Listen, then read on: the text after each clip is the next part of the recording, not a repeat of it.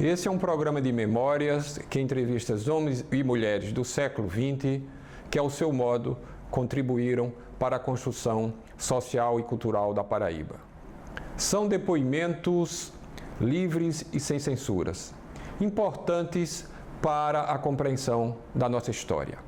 As lembranças e opiniões aqui pronunciadas são de responsabilidade exclusiva e única dos entrevistados. Bom proveito.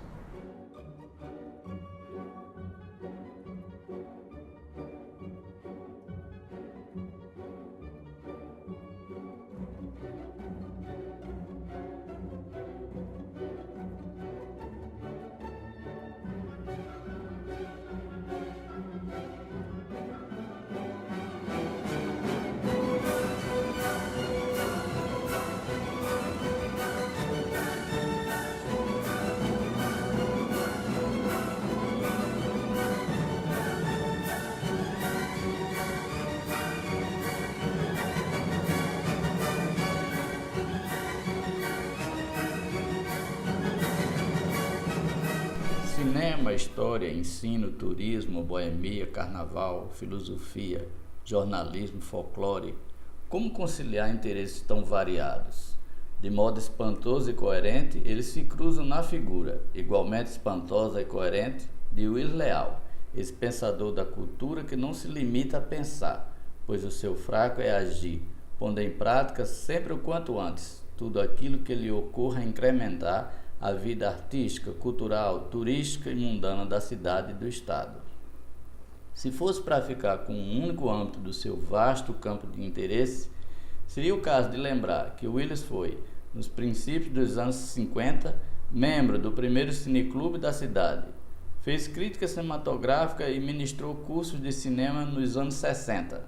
Foi cofundador da ACCP, Associação dos Críticos Cinematográficos da Paraíba.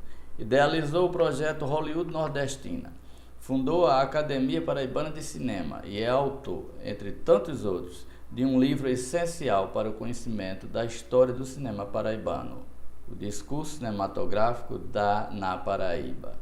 Mas quem pode prender o Willis num único campo? Pesquisador atento, quase obsessivo, antenado, informado, extremamente organizado na sua aparente desorganização, Willis é autor de uma rica bibliografia que recobre os aspectos mais variados da história do Estado e de projetos que em meio século têm alterado o semblante da Paraíba.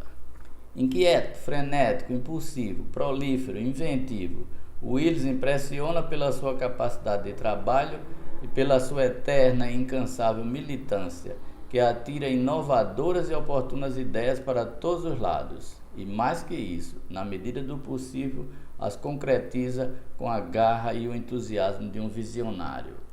Além de agitador e fomentador cultural, Willis também é uma personalidade admirável. Pessoense de coração e cosmopolita de vocação, é uma figura ímpar que transcende o provincianismo com sua atonalidade de solteirão por opção. Humano, amigo, honesto, correto, aberto, reconhecedor e incentivador generoso de novos valores, Willis também pode ser desconcertantemente franco, objetivo, direto e, quando necessário, um crítico impessoal e imparcial. Consta que o título provisório de um livro seu, ainda inédito, é Nunca Deletado. Ora, a expressão é o que dele deverá dizer a posteridade.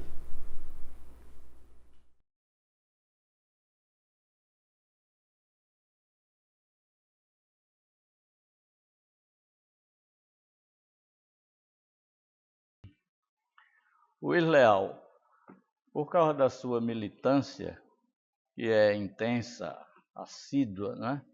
E múltipla, você é uma figura pública no Estado e fora do Estado, né?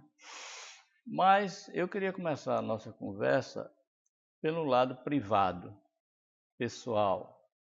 Eu queria que você nos contasse sobre as suas origens, família, onde você nasceu, infância.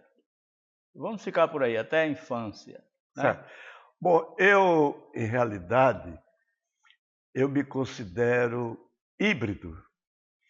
Sou cariri, DNA do Cariri, e brejeiro de nascimento, e com uma perna, aqui, cidade, mar, João Pessoa. E explico. O meu cabelo é um cabelo liso de índio caririzeiro. Minha mãe, meus avós, meus bisavós, paternos e maternos, tinham, está lá no histórico, direta relação com as tribos indígenas do Cariri. O povo do Cariri, Cariri, de São João do Cariri, de onde vieram os meus avós e meus pais, tem uma relação direta com esse espírito do índio Cariri. Mas papai e mamãe, ainda jovens, migraram, ainda no século XIX, para o Brejo, no caso, papai e mamãe, para a Lagoa Nova, onde eu nasci. Eu quero dizer que eu nasci no Brejo, eu sou brejeiro. Os meus primeiros anos, até os 6, 7 anos, eu tive uma vivência nitidamente de brejo, de engenho, de sítio, de galinha capoeira, de pequena cidade, de banho de água fria e de comer rapadura. Aquilo que é típico do brejeiro, do sítio. Mas eu nunca perdi, nem nessa minha primeiríssima infância, as minhas relações com Cariri. Não havia um ano que nós, papai, mamãe e nós, filhos, não fôssemos ao Cariri. Daí porque eu tenho uma memória visual, 5 anos, 6 anos de idade, do Cariri, da cerca do Cariri, da cerca fisicamente dos currais, do gado, do bode, do leite, da coalhada. Então, eu tenho uma formação nessa linhagem dos dois universos. Posteriormente, eu já quase jovem, eu fui para João Pessoa. Então, eu diria que a minha formação, ela é nitidamente uma formação metropolitana, João Pessoa, com um subtrato bilateral, Cariri e ao Brejo de Alagoa Nova. Com que idade você veio para João Pessoa? Eu vim para João Pessoa, eu tinha 15 anos.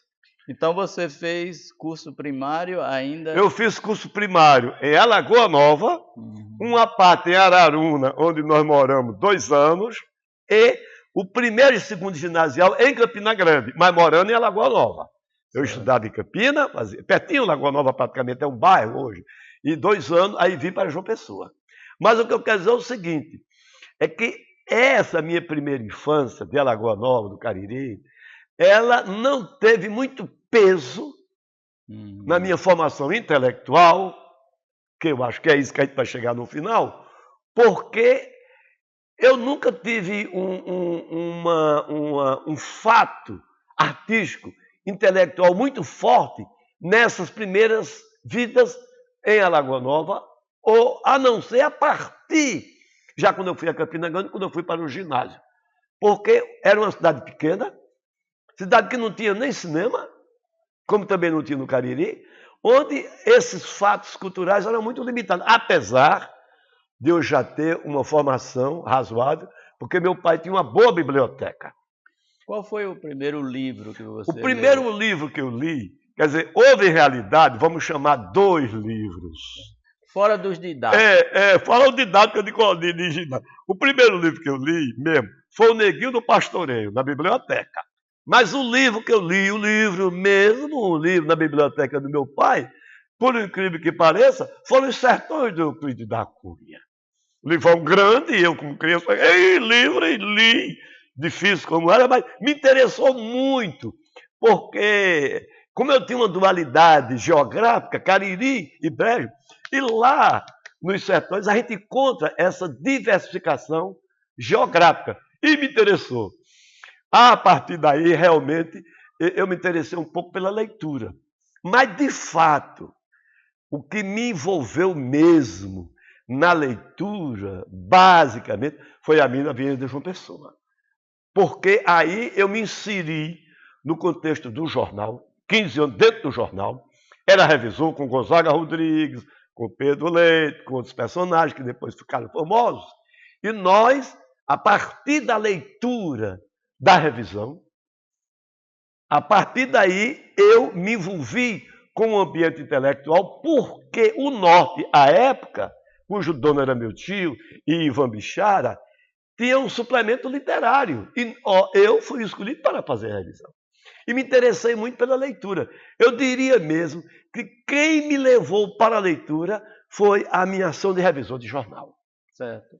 Me diga uma coisa, você chegou em João Pessoa novo ainda, né? 15 anos. 15 anos.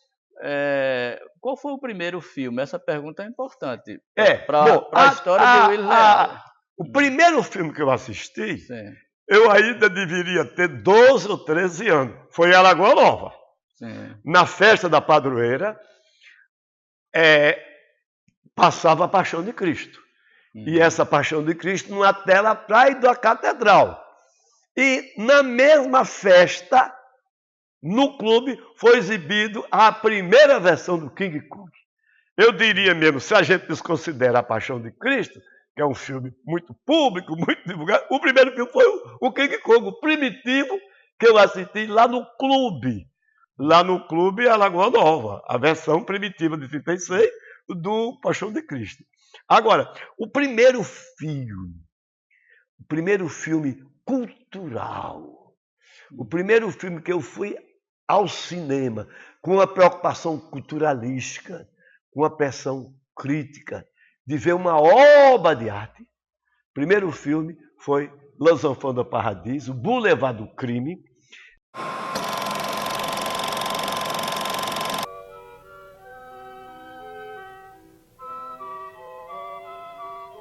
Exibido em 1952 no Plaza, numa iniciativa do jornal O Norte e da API, cujo presidente era Zé Leal. Aí eu fui ao cinema assistir uma obra de arte e foi o Boulevard do Crime. Foi o meu primeiro deslumbramento, vamos usar essa expressão assim, poética, dentro do grande mundo, do universo da cultura cinematográfica. Isso em 52. Em 52, quando eu cheguei aqui. Aí, esse filme, para mim, foi uma qualquer luz, porque eu já tinha alguma informação sobre a criação do Cineclube de João Pessoa. Na revisão do jornal chegava, que também vai ser formado nessa mesma época. Então, esse filme que foi exibido no Plaza, pela Aliança Francesa, pela API, pelo Norte, para mim foi uma coisa fantástica. Eu já tinha alguma leitura de cinema. Uma leitura muito esparsa. Mas na hora que eu fui ver o Boulevard, quando terminou o filme, nós fomos para o Ponto Sem Réis, ele foi exibido no Plaza, ficamos ali, conversar. Gonzaga, meu irmão Anchieta, Gonomar Monteguedo, Geraldo Sobral, que eram as pessoas mais cultas do jornal, quando eu vi eles falarem sobre Jean-Louis Barrault, aí eu já tinha uma preocupação com o cinema. Isso me envolveu, daí porque eu, a partir da semana seguinte, me envolvi de corpo e alma no movimento cineclubístico que estava nascendo, coisa que eu faço até hoje. Bom, essa era uma questão que teria que entrar na nossa conversa, né? O cineclubismo. E eu queria que você, a partir de agora, desse um depoimento sobre isso. Eu só lembraria uma coisa, como a igreja, eu acho que você vai falar disso, como a igreja foi importante para o cinema, né? Em certas... No caso presente, o Papa Pio XI tinha criado a sua bula, o Vigilante Cura, né? Em 36, que estimulava a igreja a divulgar, a apreciar, a analisar, a estudar o cinema. E faleceu em 39, mas o Papa seguinte, né, o Pio XII, continuou. Ele continuou o estímulo. Tanto é que depois fez também uma bula que incluía o rádio, o cinema e a televisão. Eu acho que é alguma coisa como Miranda Prorsus, uma coisa assim, invenção maravilhosa. Eu adorei essa expressão, invenção maravilhosa para o cinema. Pois bem, então me parece que foi dentro desse clima que surgiu o primeiro cineclube. Exatamente. Não é? Aí eu queria que você falasse. O primeiro cineclube, ele tem duas raízes básicas. Uma primeira é Zé Rafael, paraibano, professor daqui, meu professor inclusive, mas educado e vinculado à cultura de Pernambuco. Onde, desde 51, já tinha um cineclube de orientação religiosa, já resultado dessa encíclica do movimento religioso, o movimento da Igreja Católica.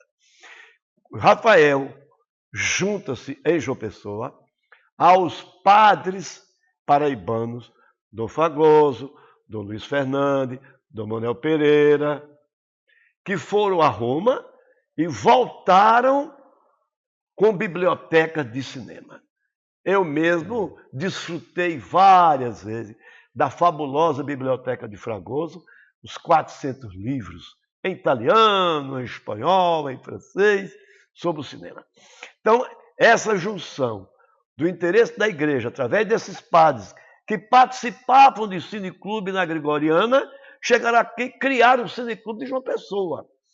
E esse cineclube, ele tinha como suporte, não propriamente a igreja, mas a fundação das voluntárias, que era organizada pela esposa do então governador Zé Américo de Almeida, que foi o incentivador disso. Essas primeiras exibições, inclusive, foram feitas lá nas voluntárias, na rua Pedro II. Depois foram feitas na Rádio Tabajara e, posteriormente, na UEE, que era na Duca de Caxias. Então, esse movimento cineclubista, desde, eu diria, no segundo ano, eu estava envolvido. Tanto eu estava envolvido, que quando ele cresceu, quando ele foi funcionar no primeiro andar da Sociedade de Medicina da Paraíba, ali junto do Pavilhão do Chá, ali perto do Palácio, eu já era da diretoria do cineclube. Porque eu já era atuante, eu menino mesmo. Eu não estava ainda nem em faculdade. Que faculdade? Eu estava terminando o ginásio. Garoto, 16, 17 anos, e já era no debate. Porque eu me envolvi de uma forma tal, eu lia tudo sobre cinema. Saía daqui, ia para Recife, bisbilhotar na livraria que tinha de cinema. A partir daí, o cinema foi minha alma. Associei muito a atividade com o João Muniz do Bito, posteriormente, que veio do Recife para aqui. Mas eu vivia na casa de Zé Rafael. Já escrevia sobre cinema, menino, garotão, não sabia nem escrever, mas já fazia a crítica do cinema.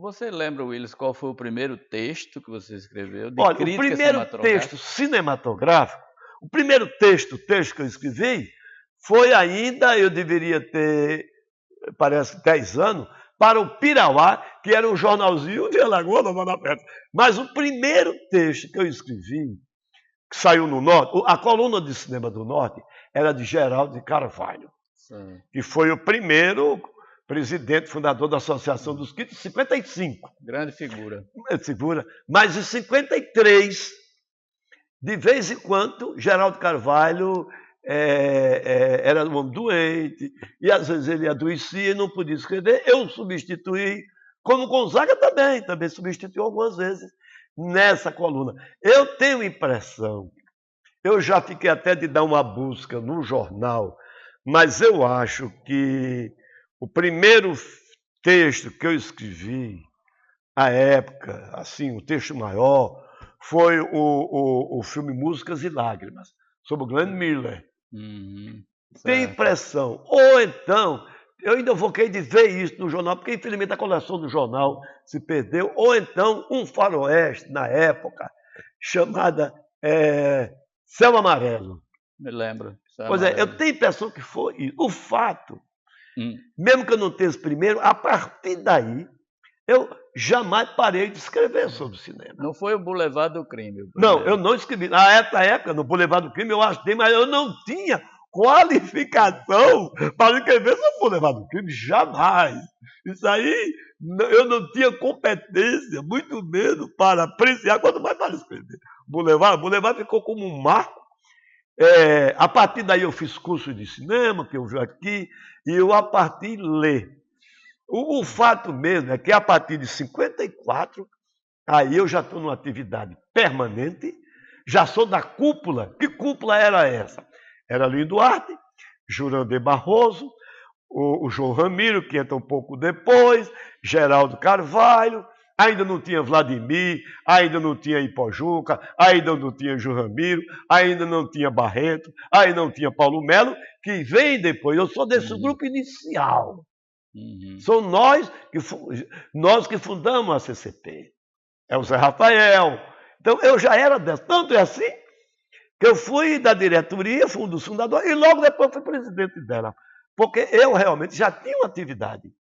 E passei então a ter uma atividade, principalmente a partir dos anos 58, 59, muito grande em cineclube. Aí passei a dar curso. Eu já não era mais aluno, petulante mesmo, eu dava curso sobre cinema, sobre formação de espectador cinematográfico. Qual foi, Willis, sua formação acadêmica? A minha formação acadêmica é curiosa. Eu me formei em filosofia pura, porque todos nós de cinema nos formamos em filosofia pura. Jomar Muniz de Brito, Vladimir Carvalho, João Ramiro, o professor Paulo Pires, que era... Tudo era ligado à filosofia. A gente achava que o cinema era uma coisa mais filosófica, mais culta, e nós, a FAFI, todos nós formamos filosofia. E, posteriormente, ou concomitantemente, como eu era jornalista profissional, em batente em escrever, e me formei também em jornalismo. E, posteriormente, eu fiz curso de especialização em pesquisa no Recife, e depois fiz de cultura brasileira, em São Paulo e Brasília. Mas você também tem curso de letras ou eu estou enganado? Não, eu não sou formado em letras. Tem aí que eu nunca fui formado em letras. Agora, eu estudei muito tempo na Aliança Francesa. À época, eu falava muito bem francês, e obviamente lia muito bem francês, coisa que, aliás, eu não faço hoje. Leio razoável e falo pessimamente, como provei agora, quando eu me recente viajar a Paris. Agora, à época, eu realmente falava bem, porque eu era um aplicadíssimo aluno da Aliança. O Le Faluche, que veio aqui, o conjunto, eu fui o intérprete dele. Então, se o professor me escolheu, porque eu obviamente sabia que eu saberia falar. Ô Willis, a CCP era uma pergunta que eu ia fazer em especial. De quem foi a ideia inicial? Olha, a ideia inicial, o pai, Geraldo Carvalho.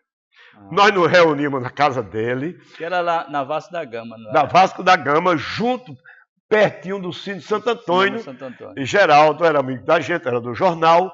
E a gente tinha visto uma notícia que estava se criando uma associação dos críticos, não sei o quê. A gente recebia a revista do cinema de Belo Horizonte, a gente recebia a revista Filmagem de Portugal, e a gente recebia revistas Cahiers de Cinema, na cultura francesa, que a gente lia lá na própria Aliança Francesa, e recebia também revista italiana que vinha para velho Dom Fragoso. E a gente viu que era preciso a gente se organizar. Mas o que se criou mesmo a associação foi uma questão, vamos chamar, política ideológica.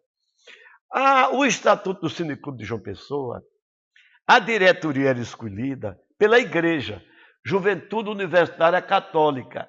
Era um cineclube excelente, o que tinha de melhor do cinema do mundo eu assisti lá, mas era um cinema dirigido católico. Era um cinema que nós tínhamos uma ideia escravizante, não no sentido mais político, mas no sentido mais culturalístico. E nós entendemos então que deveríamos desvincular do cineclube, já que nós não éramos cineclube, nós éramos críticos de cinema. E, curiosamente, o projeto original era criar a Associação dos Cronistas Cinematográficos. Alto lá, disse na época Jurandir Barroso, nós somos críticos. Cronista é negócio para futebol. Então, crítica é uma coisa É. maior. Mas a ideia foi de Geraldo. Eu, com ele, fiz juntamente o Estatuto. Ela foi fundada em maio de 55 na API. Nós, comemorando os 50 anos, há 5 anos atrás, fizemos uma grande festa na API. Estiveram presentes vários companheiros que foram sócios. E ela teve um papel fundamental por 3 motivos. Primeiro motivo, editou a primeira revista que nós editamos de cinema, Filmagem, que é uma excelente revista. Tem trabalho meu, tem de Zé Rafael, tem de Gonzaga, tem de Jurandir, tem de Paulo Pires. Muito, muito boa revista. E fez uma coisa básica. Formou toda a turma que fez cinema na Paraíba. Todos que foram fazer filme, todos, menos eu e o nosso Geraldo, que morreu.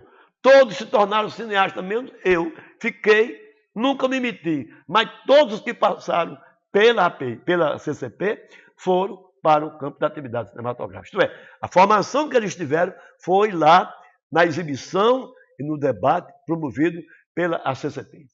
Willis, foi uma coisa fundada em João Pessoa por intelectuais pessoenses, mas se chamou ACCP.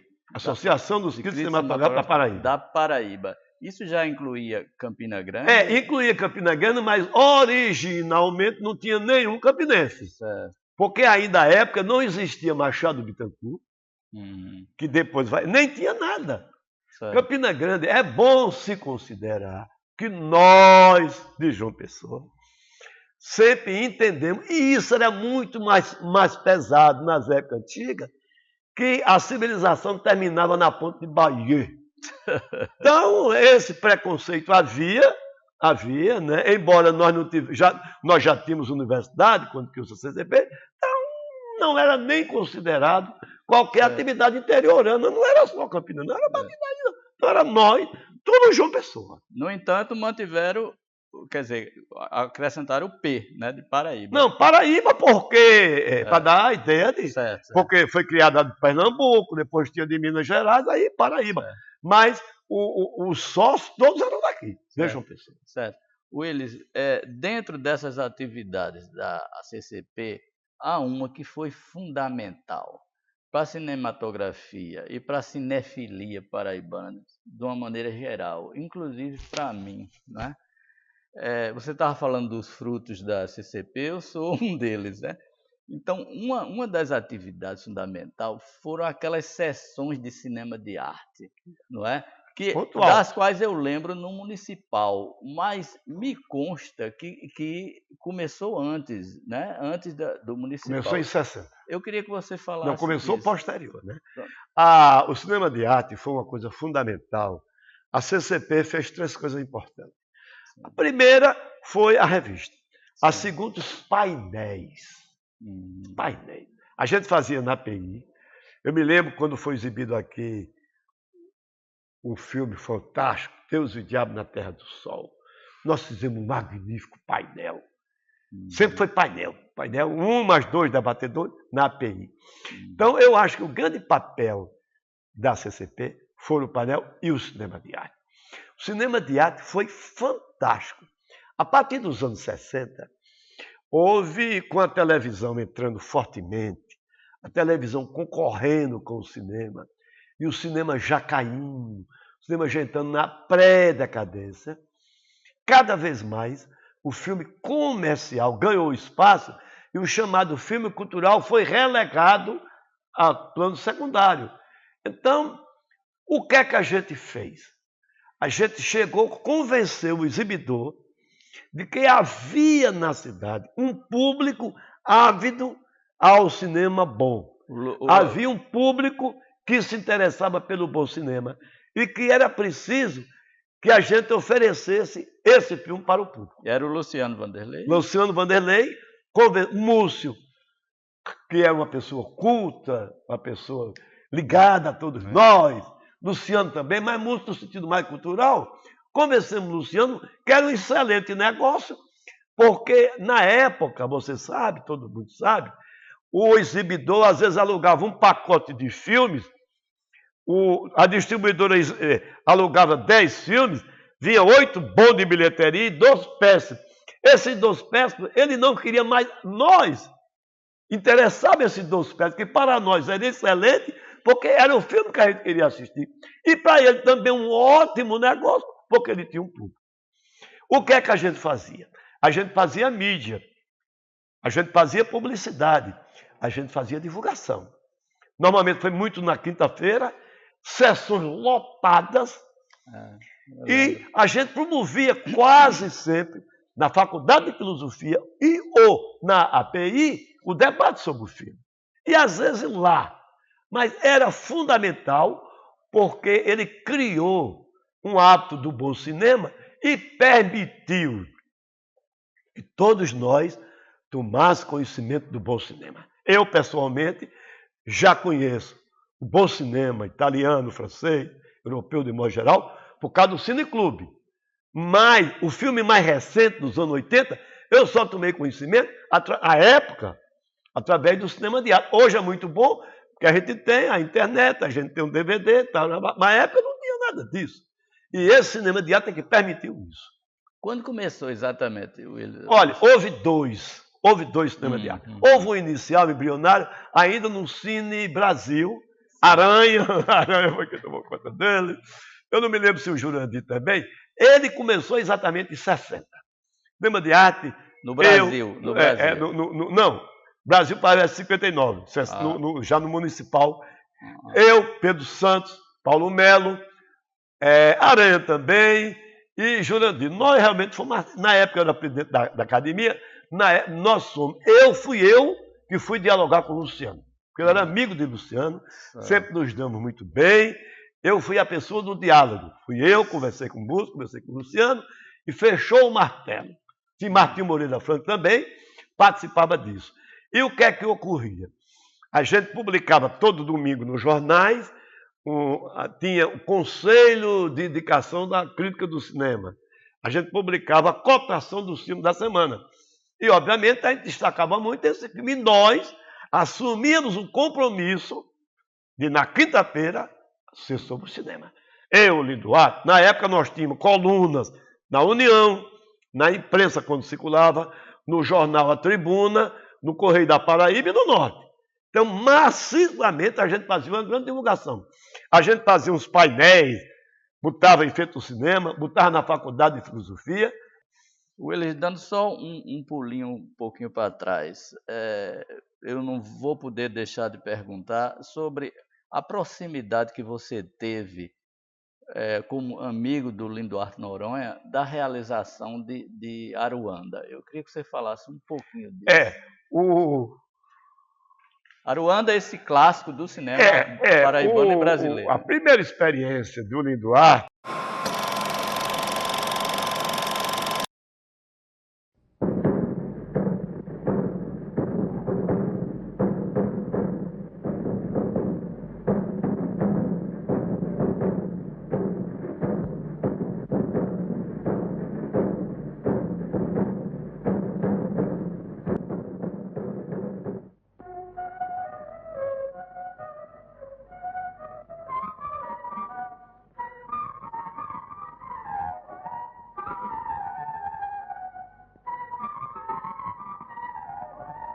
Quando ele foi fazer, quando houve o projeto realmente do Aruanda, eu nem participei, porque eu nunca me interessei, a verdade é essa, pela realização fílmica.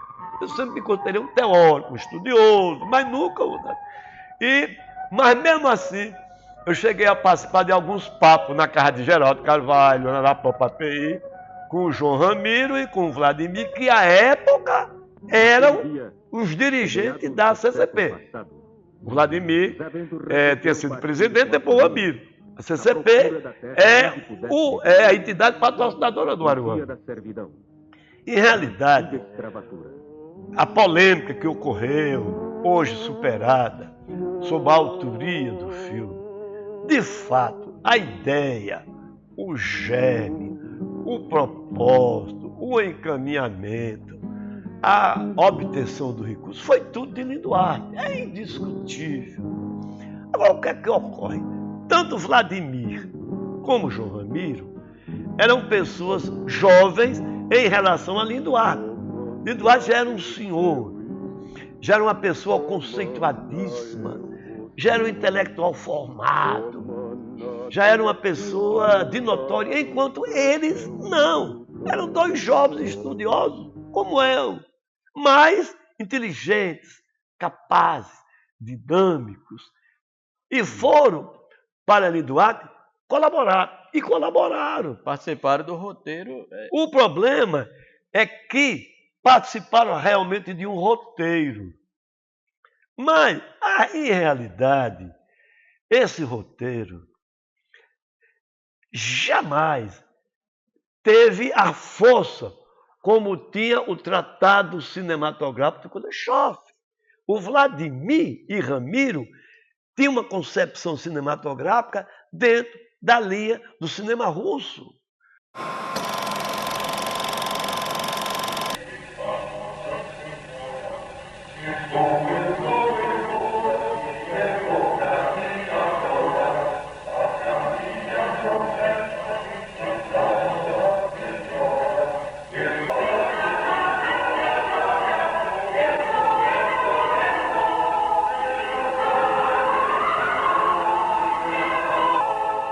Os tratados do cinema do Einstein debaixo do braço. Chegava na Paí com um livrão, ângulo, plano. Quer dizer, tinha uma formação ortodoxa de um cinema de montagem, de um cinema planejado, de um cinema bem elaborado. Enquanto o Lino Duarte e Ruca Vieira, esse é excepcional. O Lino Duarte tinha uma formação de um geógrafo, da baforada do cachimbo, dos meandros da rede, dos meandros do jornalismo, aquela calma. Antagônicos, embora também de uma formação à esquerda. Mas, obviamente, esse planejamento realizado nesse roteiro não foi levado em conta na hora da realização por dois motivos. Primeiro motivo, o pessoal, eu digo o pessoal Ramiro, não conhecia a realidade local. Nem o próprio Lino Duarte também conhecia, só foi lá uma vez antes, então ninguém conhecia. Por exemplo, eu fiquei chocado quando exibiram para mim, a primeira vez que eu vi Aruanda, eu disse, cadê a cidade? Tinha umas casas dispersas. Como eu, eles também pensaram que não tinha nada disso, quer dizer, a gente não tinha um conceito do que é essa realidade. E como o equipamento era frágil, como não tinha condições técnicas nenhuma, o que valeu muito foi a criatividade do nosso genial Ruca Vieira. E, obviamente, a sensibilidade de alguns paraibanos, incluído aí o professor já falecido, que fez a música, como é o nome dele, o maestro, o maestro Augusto Simões, e a informação musical de Lino Duarte. É bom não esquecer que Lino Duarte era doido, maluco por música, apaixonado pela música clássica, que colocou toda essa música dando um tom muito no sentido cultural, musical, ao filme. Folclórico, né? Então, tudo isso foi pós-edição, já no Rio de Janeiro. Então, me parece que se falar em argumento, em roteiro, não tem peso no final do Aruanda. Porque o que é que tornou Aruanda uma obra única?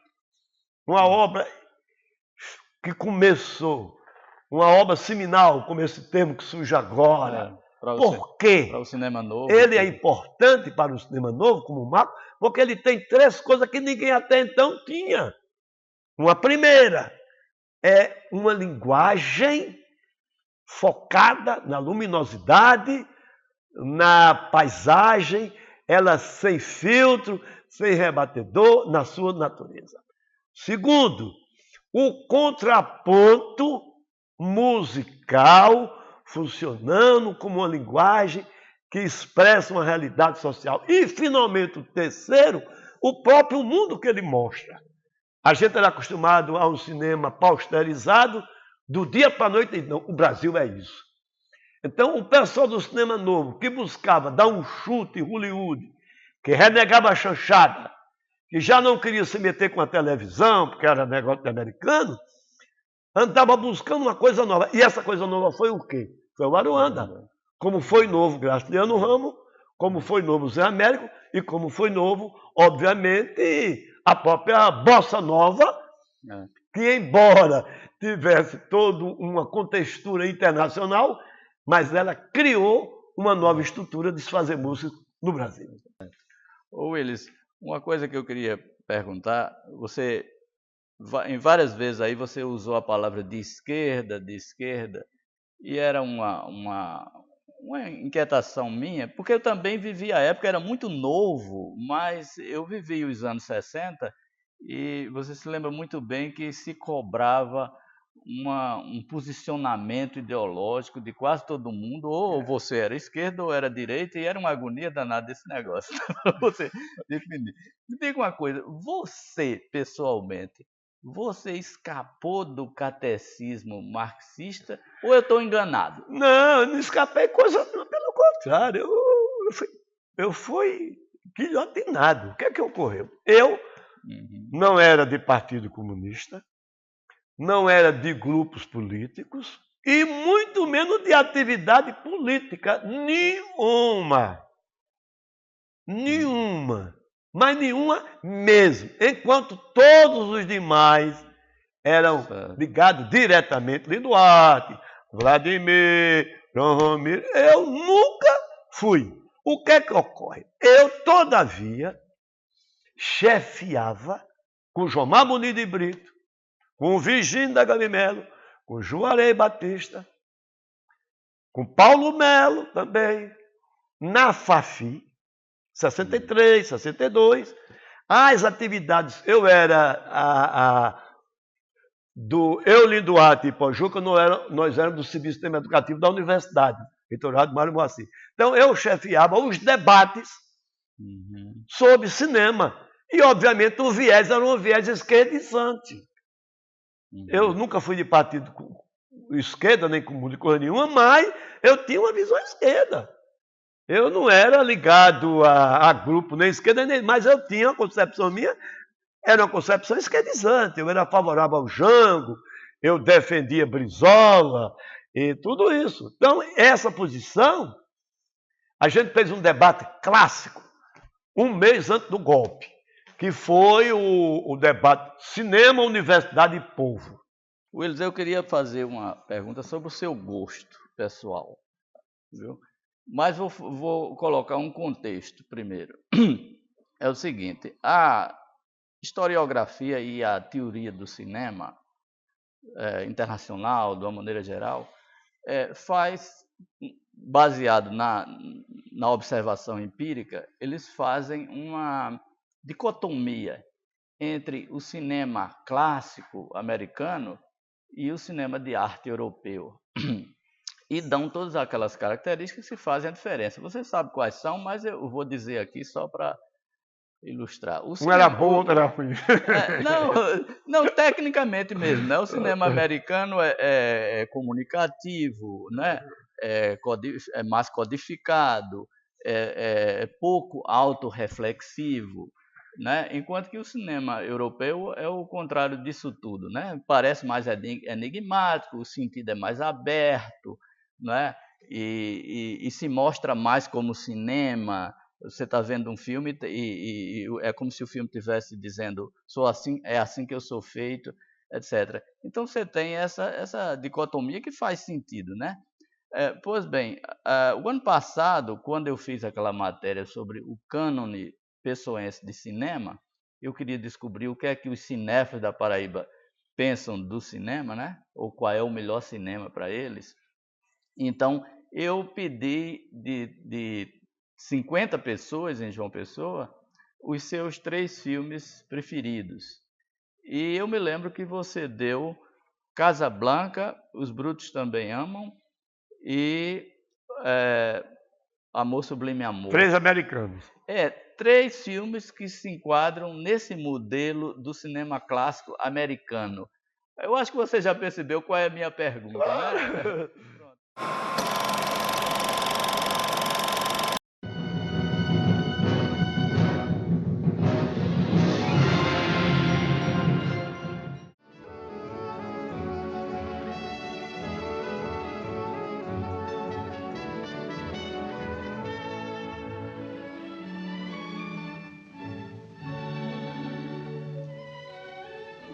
Frank, for your thoughts. Na hora do conceitual da pergunta, eu não sei porquê, eu entendi que seria o cinema como espetáculo, o cinema como massificação, o cinema como fato cinematográfico. Eu não tinha entendido o cinema na sua dimensão maior, o cinema como mensagem, o cinema como filosofia, o cinema como obra de arte.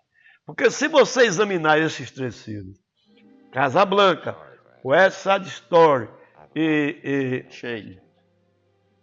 Os Brutos também e amam. Os Brutos Também Amam, são indiscutivelmente obra-prima, cada um na sua categoria.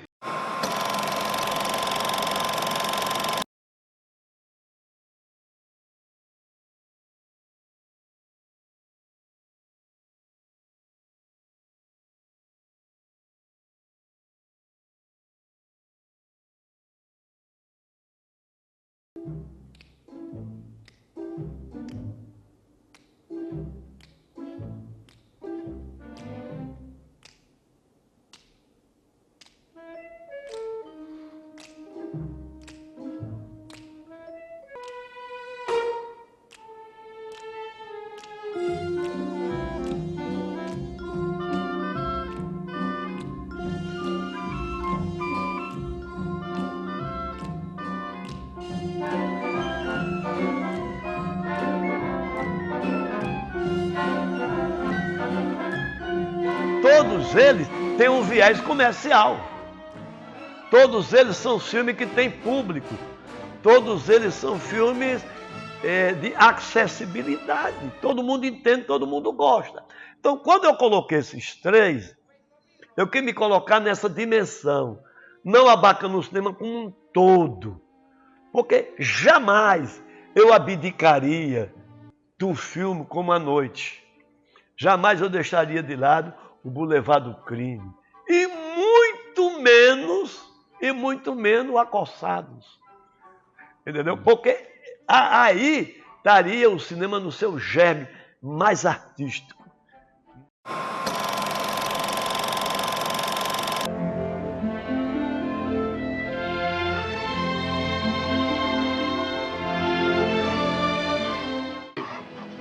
What difference does it make you're leaving anyway? I'd like it to be my idea. You can't say I didn't warn you. All right, you've told me. Now you get off of my claim.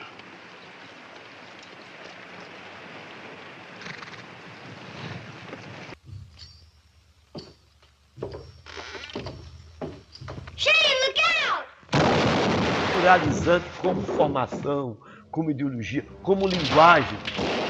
E ainda era impossível eu não colocar, por exemplo, essa obra-prima que eu acho glória do cinema, que chama O Encoraçado Potemkin. Para quem é cinéfilo, para quem estuda cinema.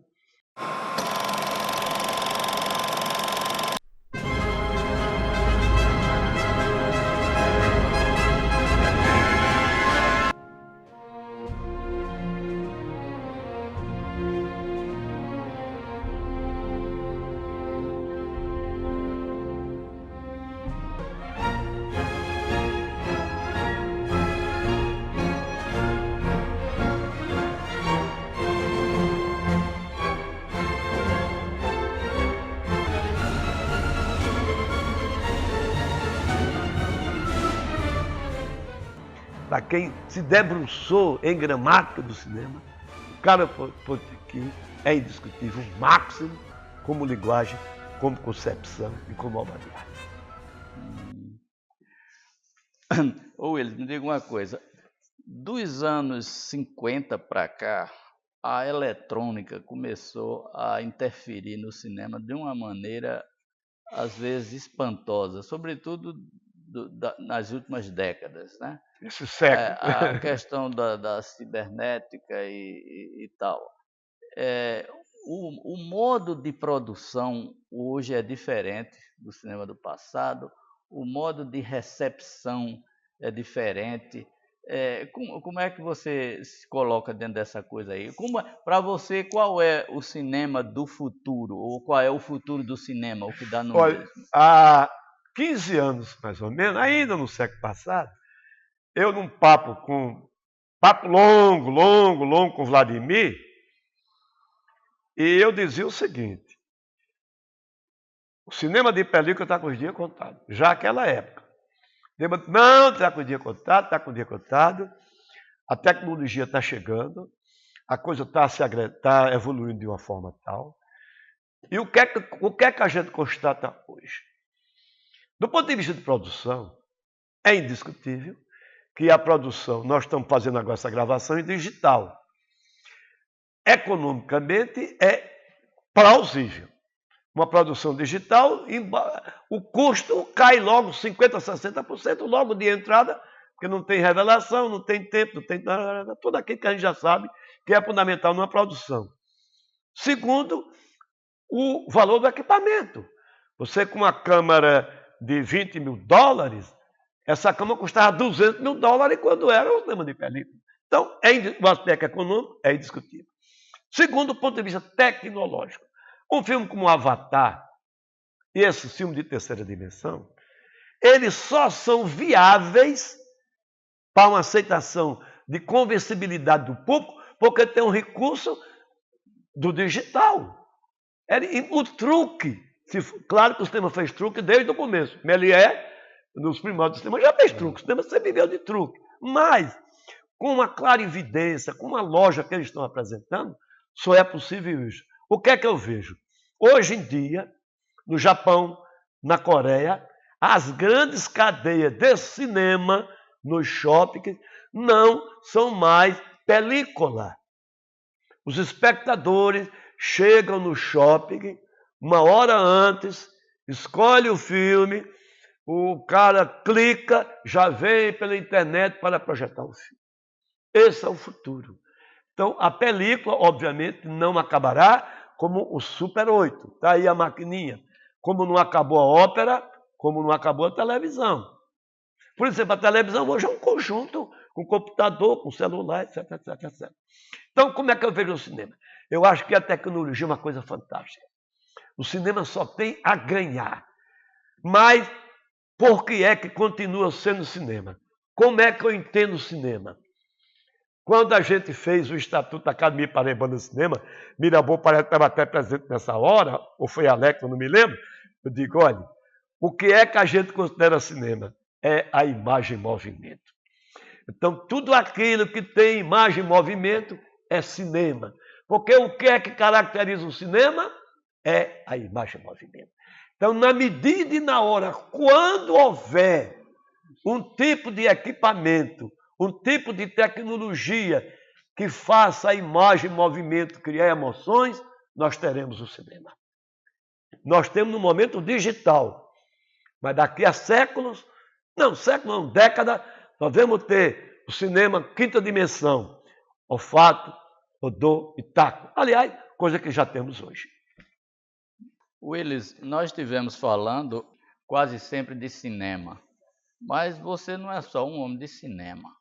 Você é um homem de turismo, de carnaval, de gastronomia, não é?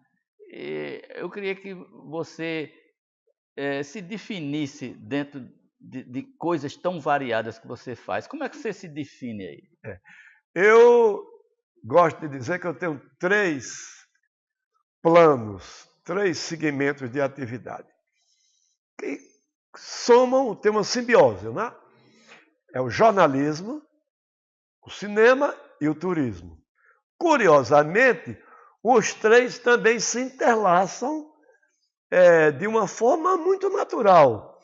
Cinema tem a ver com jornalismo, jornalismo tem a ver com turismo, turismo tem a ver com jornalismo. São coisas muito, talvez pela similitude, que formam um único bloco. Eu não defino muito o cinema, o jornalismo e o turismo, porque eu pratico os três quando eu estou praticando um. Quando eu estou fazendo jornalismo, eu estou fazendo cinema e estou fazendo turismo. Quando eu estou fazendo turismo, eu estou fazendo cinema e estou fazendo jornalismo. E assim a composição. Por que essa tríade? Eu comecei minha atividade como jornalista. Mas, posteriormente, fui estudar e entrei aonde? Entrei no domínio do cinema. E, posteriormente, mais recentemente, nas últimas 30 décadas, entrei no turismo.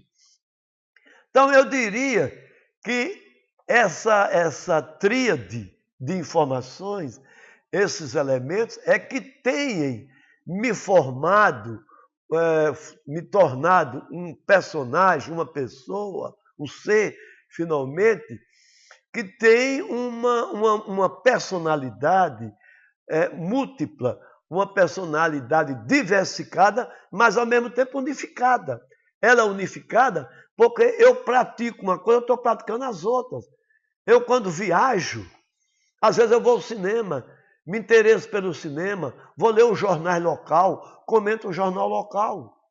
Quando eu estou fazendo uma matéria jornalística, um estudo jornalístico, eu às vezes dou um viés turístico, ou dou um viés puramente cinematográfico.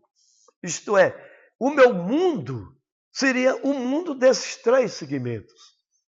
Então, o meu sentir, a minha ótica, a maneira como eu vejo sempre assim. Eu não me vejo, por exemplo, como um crítico de arte. Eu jamais me viria como um especialista em tecnologia, ou uma pessoa que fosse excepcionalmente ou qualificado sobre museologia. Não. Mas nesses três segmentos, eu me sinto confortável, eu me sinto satisfeito, eu plano bem, porque ele forma o meu mundo. Isto é, o meu mundo, portanto, é o do cinema, é o do turismo e é o do jornalismo. Willis, você é autor e às vezes coautor de projetos importantes, né? A gente não vai citar aqui até porque são tantos. E muitas vezes você depende do governo, depende do poder público. Como é que seria essa relação? Porque às vezes você, no geral, você mantém uma certa autonomia, né? Você às vezes depende do poder público, mas você mantém na sua ação uma certa independência. Eu queria que você falasse um pouco dessa sua relação com o poder público. Há uma frase clássica de Virgínio da Gama e Melo, figura fantástica, que o problema não é se pensar, o problema é se enfrentar à briga entre o verbo e a verba. Isto é, a cultura e o dinheiro. O intelectual, e eu nesse caso, eu gostaria de me colocar aqui, rico ou pobre, com condições financeiras ou não, ele tem problemas com esse diálogo entre verba e verbo. Porque a cultura, mesmo a cultura do cordel, tem implicação econômica. Tudo tem a ver com dinheiro. E tudo aquilo que tem a ver com dinheiro tem a ver com o governo. Porque no Brasil, na Paraíba, o governo é o tutor, o governo é o feitor, o governo é o dono, entre aspas, da verba. Eu, felizmente, nunca fui dependente, direto ou indiretamente, de verba de governo. Eu, por exemplo, já editei 22 livros. Quer dizer, tornei público, ao longo de 40 anos, 22 livros. Eu não discuto conteúdo, se é porcaria, burro, não. Eu digo o seguinte, 40 produtos, livros, foram lançados. O que não é muito comum na Paraíba. Eu acho que a gente não tem 50 pessoas, tem nem 10 que tenham lançado 40 livros. Então, como isso é viável? Isso é viável não pelo governo. O governo, em alguns, eu tive algum tipo de apoio oficial. Mas na minoria, na maioria, não.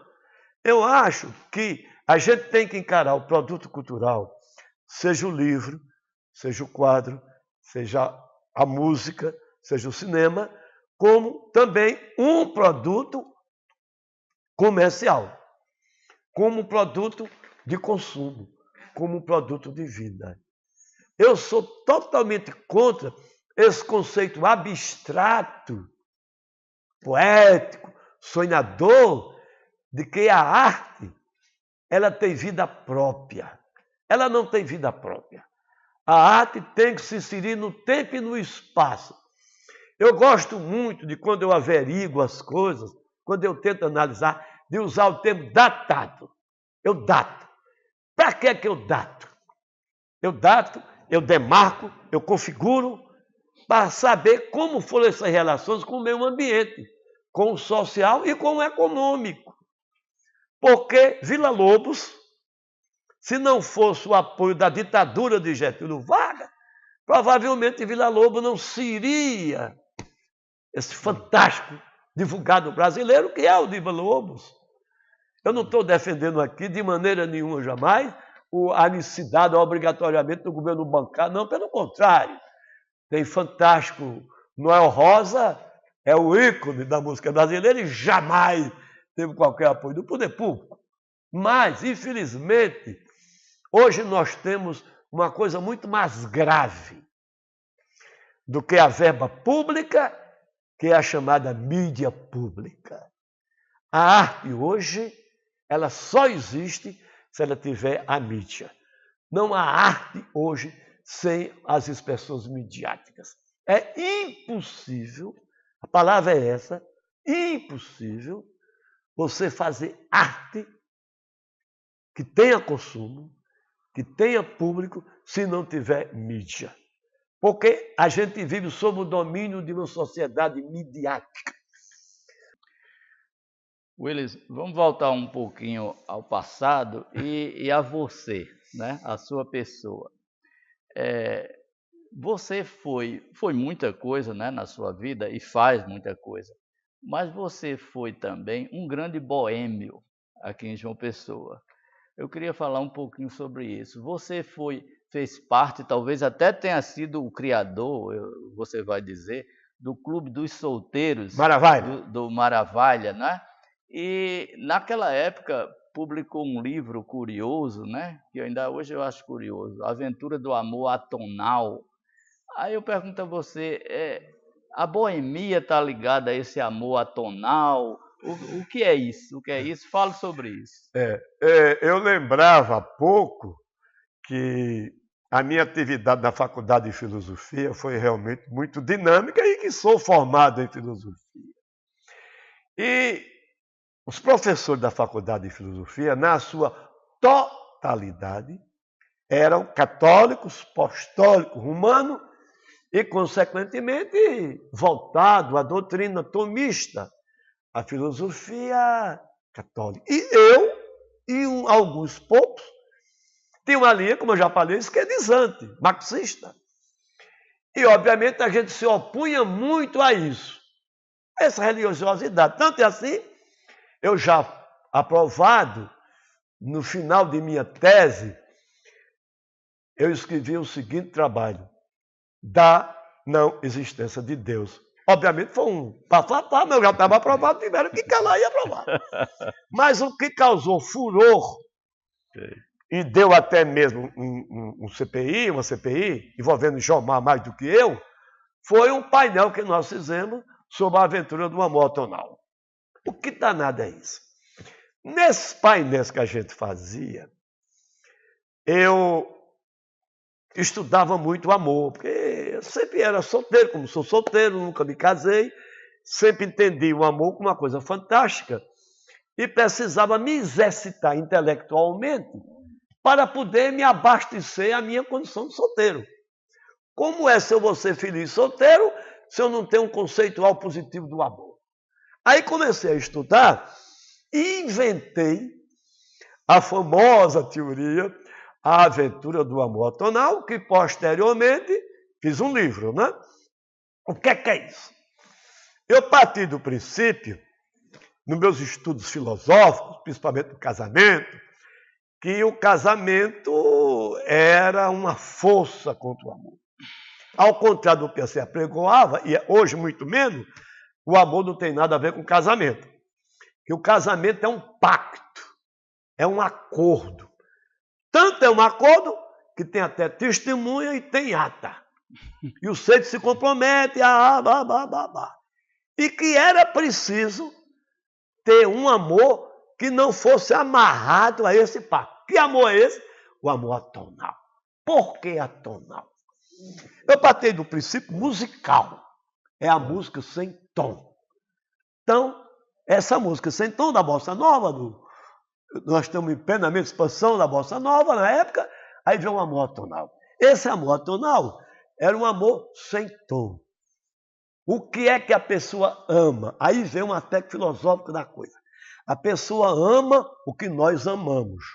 O homem ama a mulher ama o homem. Esse amor dos dois é o que se ama. Na medida em que essa energética, que há uma energia, na medida em que não é essa energia, o amor se acaba. Então o amor não é eterno, ele é eterno enquanto dura, como quer o poetinha, mas ele só existe na medida em que há dualidade, porque ele é atonalizante. Não é obrigado ele ser permanente, e ele só será permanente na medida em que esses fluidos coincidam e a pessoa se ama. E o Maravalha é uma consequência dessa concepção, cujo 40 anos nós comemoramos recentemente, 40 anos, e publiquei um livro, Eram Felizes e Sabiam. Por que é que nós sabíamos? Todos nós do Maravalha, e eu realmente fui, eu e mais dois, os fundadores, o Maravalha a partir do seguinte princípio. Era preciso valorizar a solteirização. O homem solteiro também é um homem digno e é um homem honrado. A sociedade de 40 anos atrás, 50 atrás, o homem só era homem quando era casado, só tinha respeitabilidade depois casado. O solteiro era um estudante, era um pré-homem. Um homem é um cidadão que tem que casar, ter mulher e filho e sogra, óbvio. Então nós partimos do princípio que para nós sermos felizes, bastava ele exercitar muito bem a solteirização. Ser solteiro é importante. E nós criamos o Maravalha baseado no seguinte critério. Todo mundo do Maravalha eram pessoas já de responsabilidade. Ninguém tinha menos de 25 anos. Quer dizer, nós éramos pessoas de respeitabilidade do ponto de vista social, com relativo equilíbrio econômico. Nós criamos o Maravalha como um espaço para exercitar essa capacidade de se amar, de se divertir livremente, sem a obrigatoriedade do ritualista no casamento. Agora, curiosamente, a grande maioria dos sócios do clube casaram com moças que frequentavam o clube, dos quais 98% continuam ainda casados. Eu quero provar com isso o quê? Nós, que estávamos no Maravalha, os que casaram de uma forma responsável, porque o amor estava no fundamento. Senão, esses casamentos já teriam ido pelo beleléu. Esse é o fato real.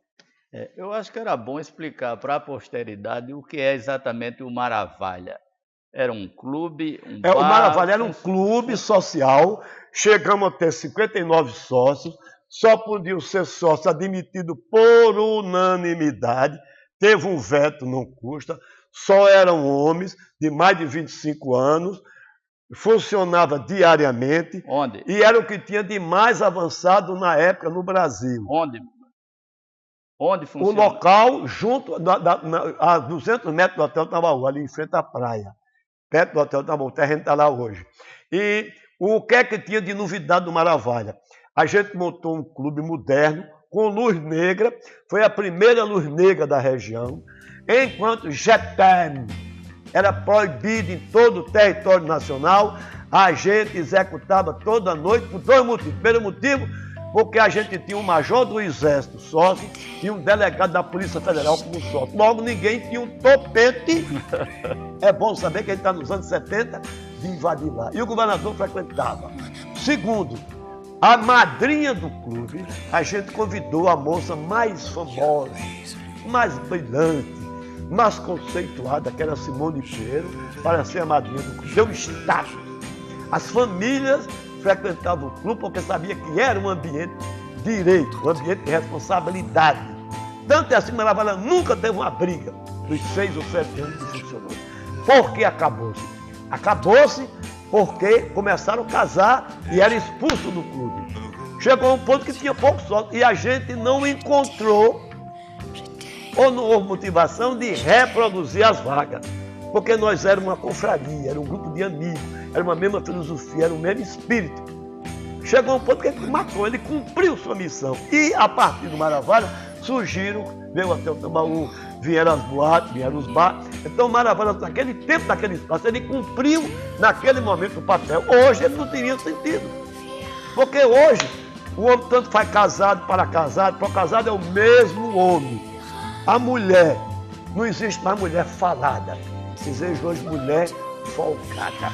Então, mudou muito o conceitual.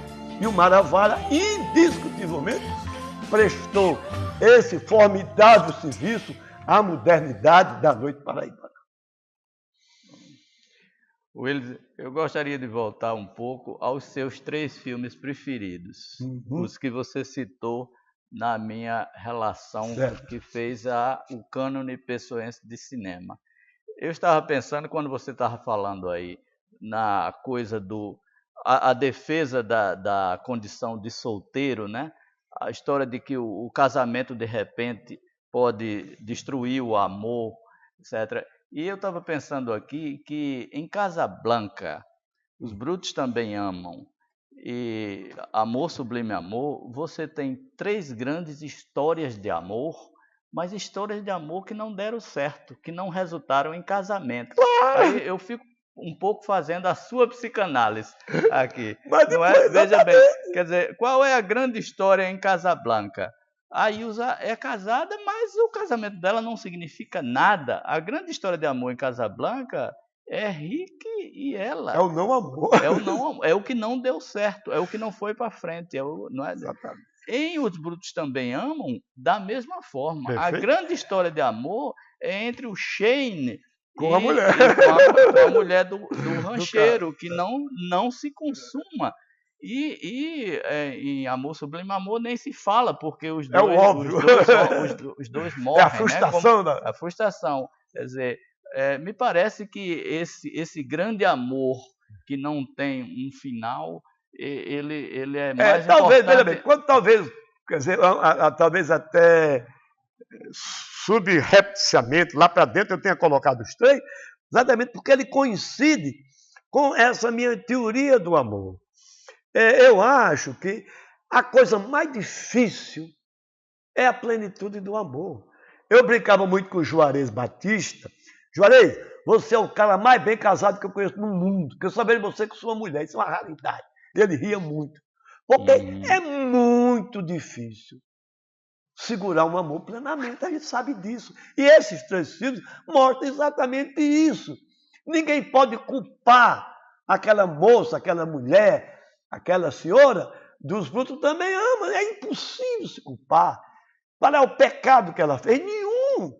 A mesma coisa serve também para o West Side Story. Quer dizer, o amor é uma coisa que está acima da realidade humana, mas infelizmente há uma regra social, há uma regra jurídica e há uma regra profundamente religiosa que determina, você é obrigado a ficar com essa mulher a vida toda. E aí, meu amor, como é que fica? Aí vem a velha interrogação. E o amor tem a ver com a felicidade? Porque o que é que a gente busca? Eu, quando estudei filosofia, o meu professor de ética dizia o seguinte, vocês entendam o seguinte, todos nós só miramos uma coisa, ser feliz. Mas, para mim, felicidade é um mito. Felicidade é muito difícil. O que é ser feliz?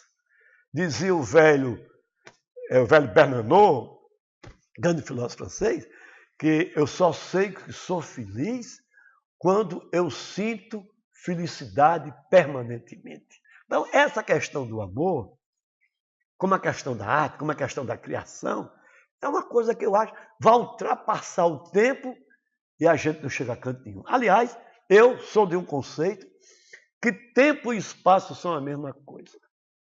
Eu, quando assisti Hiroshima, meu amor, para mim foi a grande lição de tempo e de espaço no cinema. Eu me debrucei em cima disso, para dentro, e a partir daí, quando eu li alguns escritores que tratam desse assunto, tempo e de espaço, eu cheguei à seguinte conclusão. Tempo e espaço formam a mesma coisa. E hoje em dia, com a cibernética, não existe nem tempo nem espaço. Essa reunião aqui pode, nesse momento, ser transformada para a Grécia e os caras estarem conversando com a gente. E quando eu ver a televisão, ver o cara conversando comigo. Cadê o tempo e cadê o espaço? Ou seja, hoje tudo é ficção, tudo é virtual.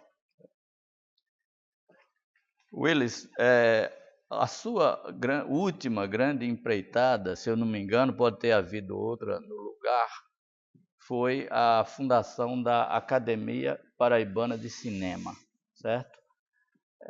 Se você quiser falar sobre isso, tudo bem, mas a minha pergunta era o seguinte, depois dela, quais são os seus projetos para o futuro? Olha, eu tenho eu tenho uns 20 projetos, sobre gastronomia, eu tenho o projeto Hollywood Nordestina, eu fiz projeto turístico, vários cantos, eu tenho muito projeto. Eu estou dizendo para o futuro. Para o futuro.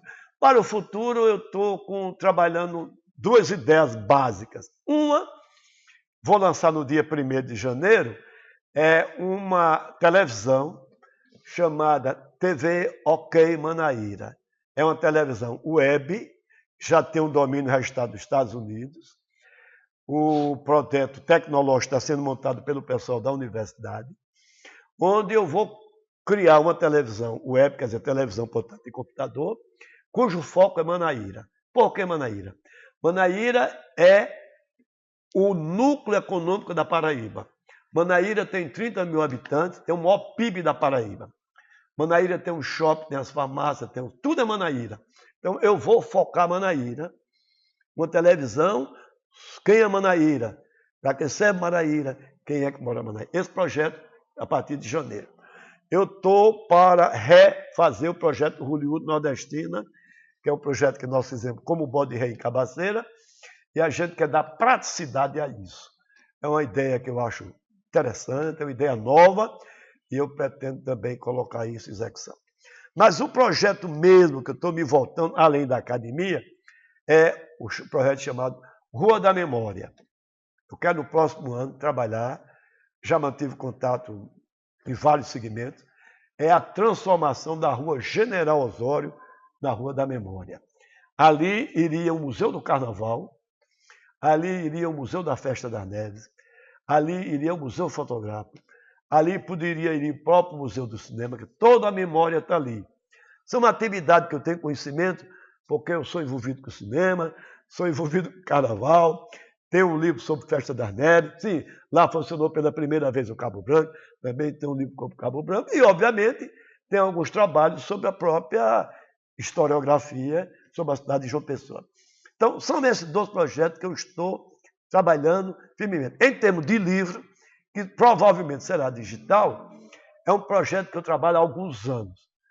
Talvez seja o maior projeto meu, em termos de texto. Que não tem título ainda, tem um título provisório, O que é do Mar Não Enjoa, que é um estudo sobre as praias paraibanas.